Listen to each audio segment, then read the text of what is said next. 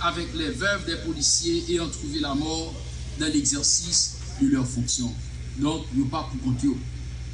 C'est un projet pilote de notre plan d'action composé de 4 grands axes pour l'exercice 2019-2020. Il s'agit entre autres de la prévention de la migration irrégulière et de l'accueil de la dignité des migrants haïtiens de retour forcé au pays.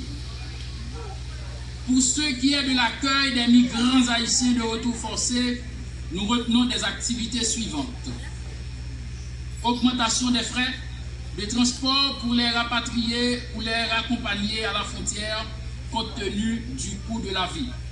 Traitement au cas par cas des rapatriés et ou déportés à besoins spéciaux tels que les femmes, les enfants, personnes à mobilité réduite. Élaboration et application du formulaire unique d'accueil. Disposition de fonds suffisants pour offrir des kits hygiéniques, plats chauds, faciliter la communication téléphonique aux bénéficiaires avec sa famille, offrir un premier soin, le cas échéant, aux rapatriés ou aux déportés malades. Renforcement de la capacité d'accueil du centre d'hébergement de l'ONM. La mise sur pied d'une unité de suivi.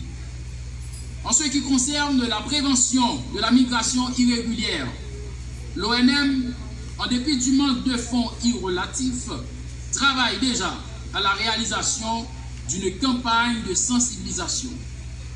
Spot, audiovisuel, rencontre avec des leaders communautaires et d'organisations communautaires de base. Mais il nous faut un budget approprié pour des appuis financiers aux organisations de migrants de retour forcé et à des appuis financiers individuels et ou collectifs aux personnes non migrantes avec en priorité les groupes vulnérables, encore une fois les femmes et les enfants. Madame, Monsieur, en parlant de l'accueil de nos migrants de retour forcé, expulsés par les autorités de la migration des pays d'accueil. Pour les 3 premiers mois de l'exercice 2019-20, nous avons déjà accueilli près de milliers de compatriotes, uniquement au niveau de l'aéroport international Toussaint Louverture.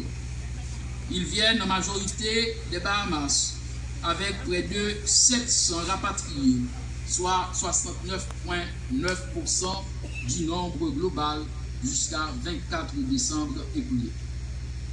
Notre inquiétude d'assister à un refoulement massif de nos frères et sœurs en provenance de l'archipel des Bahamas, où vivent entre 30 000 et 50 000 Haïtiens, selon les estimations diverses, est grandissante.